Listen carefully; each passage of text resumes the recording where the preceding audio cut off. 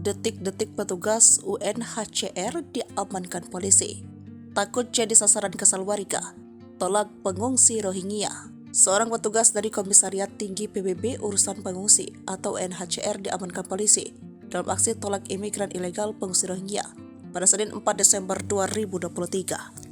Video petugas UNHCR diamankan dalam aksi tolak imigran ilegal Rohingya tersebut beredar di dunia maya. Dikutip dari keterangan salah satu video yang diunggah oleh salah satu akun, sejumlah warga gelar aksi demo tolak imigran ilegal Rohingya.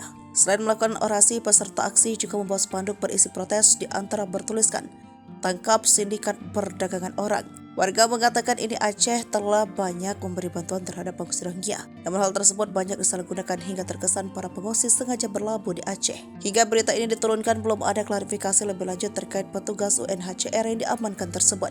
Diketahui sebanyak 139 orang imigran Rohingya masuk ke wilayah Sabang secara ilegal pada Sabtu 2 Desember 2023 pukul 2 lewat 30 menit menggunakan perahu kayu. Pendaratan imigran Rohingya ini adalah kedua kalinya di Sabang. Sebelumnya 219 orang imigran Rohingya mendapatkan diri di Sabang pada Selasa 21 November.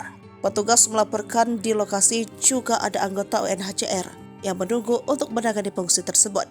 Hingga pada hari Senin 4 Desember sudah lebih dari 1.447 pengungsi Rohingya yang mendaftarkan diri ke Aceh dalam 1 bulan terakhir menggunakan 6 kapal.